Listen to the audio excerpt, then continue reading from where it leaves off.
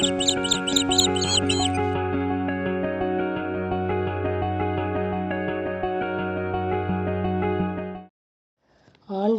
இனிய நாமத்தில் உங்களை சந்திப்பதில் மிக்க மகிழ்ச்சி அடைகின்றேன். நாம் இன்று தியானிக்க எடுத்திருக்கும் தலைப்பு, செழித்தோங்குவதற்கான அதிகாரத்தை இறைவன் உங்களுக்கு கொடுத்துள்ளார். தியான வசனம் ஆகாய் அதிகாரம் 2 வசனம் 23. படைகளின் ஆண்டவர் கூறுகின்றார், அந்நாளில் செயல்தியேலின் மகனும் என் ஊழியனுமான செருபாபேலே, உன்னை தேர்ந்தெடுப்பேன் என்கிறார் ஆண்டவர். உன்னை என் அரச இலச்சினையாய் அணைந்து கொள்வேன், ஏனெனில் உன்னையே நான் தெரிந்து கொண்டேன் என்கிறார் படைகளின் ஆண்டவர். இந்த வசனத்தின் மூலமாக கடவுள் நமக்கு உணர்த்துவதை சிந்திப்போமா? கிறிஸ்துவுக்குள் பிரியமானவர்களே, இன்றைய வாக்குத்தத்த வசனத்தில் யூதாவின் தலைவனாகிய செருபாபேலிடம் கடவுள், உன்னை முத்திரை மோதிரமாக வைப்பேன், நான் உன்னை தெரிந்து கொண்டேன் என்று சொல்லுகின்றார். இவ்வாறே இன்றைக்கு கடவுள் உங்களிடமும் கூறுகின்றார். அவர், என் மகனே, மகளே, நான் உன்னை தெரிந்து கொண்டேன். ஆகவே என்னுடைய முழு அதிகாரத்தோடும் நீ ஆளுகை செய்வாயாக என்று கூறுகின்றார்.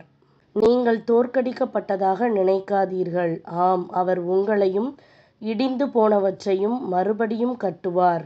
அவர் எருசலேமை அழகிய பட்டணமாகவும் அரண்மனையாகவும் மாற்றுவேன் என்று கூறுகின்றார்.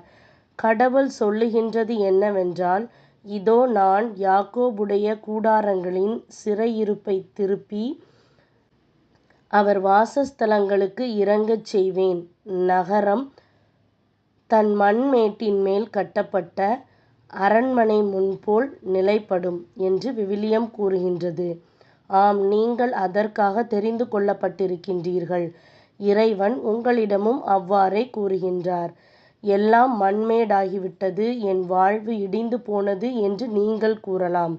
ஆனால் இறைவன், என்னுடைய அதிகாரத்தின் முத்திரையை உன்மீது பதிக்கின்றேன், என்னுடைய முத்திரை மோதிரத்தை உனக்கு கொடுக்கின்றேன், என் நாமம் உன்னிடம் இருக்கின்றது என்று கூறுகின்றார். ஆம், எல்லா முழங்கால்களும் முடங்கக்கூடிய இயேசுவின் நாமத்தை சுமந்து செல்கின்றீர்கள். இயேசு என்னும் நாமத்தில் எல்லா பிரச்சனைகளும் வணங்கும், எல்லா பிசாசும் ஓடி போகும், எல்லா வியாதியும் சுகமாகும். என் மகனே, மகளே, நான் உன்னை தெரிந்து கொண்டுள்ளபடியினால் என்னுடைய நாமத்தின் முத்திரையை உன் வாழ்க்கை மீது பதிக்கின்றேன். இப்போது எழுந்திருந்து கட்டுவாயாக. நீ உன் ஆவியை கட்டி எழுப்பி என்னுடைய சமூகத்தில் ஆனந்திப்பாயானால் நீ என்னுடைய அரண்மனையாவாய். நான் உனக்குள் வாசம் பண்ணுவேன். உன்னிலும் உன் ஆவியிலும் இப்போதிலிருந்து ஜீவன் இருக்கும். எழுந்திருந்து உன் படிப்பை மறுபடியும் கட்டுவாயாக. ஞானத்தினால் உன்னை மறுபடியும் எழுப்புவேன். என் பிள்ளையே, என்னுடைய ஞானமே நான் உனக்கு அளிக்கும் முத்திரை. நீ அரண்மனையாவாய், எல்லா விதத்திலும் செழித்தோங்குவாய். மறுபடியும் எழுந்து உன் குடும்பத்தை கட்டுவாயாக. நான் உன்னை எழுந்திருக்க பண்ணி உன் குடும்பத்தை அரண்மனையாக கட்டுவேன். உன் ஊழியத்தில் நீ எழும்புவாய், சமுதாய அந்தஸ்தில் நீ எழும்புவாய், வேலையில் எழும்புவாய், வாழ்க்கையில் எல்லா விதங்களிலும் எழும்புவாய். அரண்மனையாகும்படியே நான் உன்னை தெரிந்து கொண்டுள்ளேன், நானே உனக்கு அதிகாரமாய் இருக்கின்றேன் என்று கூறுகின்றார். பிரியமானவர்களே, ராஜாதி ராஜாவாகிய இயேசு செழித்தோங்குவதற்கான அதிகாரத்தை உங்களுக்கு கொடுத்துள்ளார். ஆகவே எழும்புங்கள். அவர் ஏற்கனவே எல்லா உபத்திரவங்களின் வழியாகவும் கடந்து சென்று அவற்றின் மேல் சிலுவையில் வெற்றி சிறந்து உயிரோடு எழும்பியுள்ளார். ஆகவே நீங்களும் பிழைத்திருப்பீர்கள். சிந்திப்போம், வாழ்வாக்குவோம். நாம் ஜெபிக்கலாமா? அன்பின் பரம தகப்பனே, என்னை உம்முடைய அன்பின் மார்பு மீது உயர்த்துவீராக. உம்முடைய நாமத்தில் நான் அரண்மனையாக விளங்கும்படி மண்மேடுகளிலிருந்தும் இடிபாடுகளிலிருந்தும் என்னை எழுப்பும்.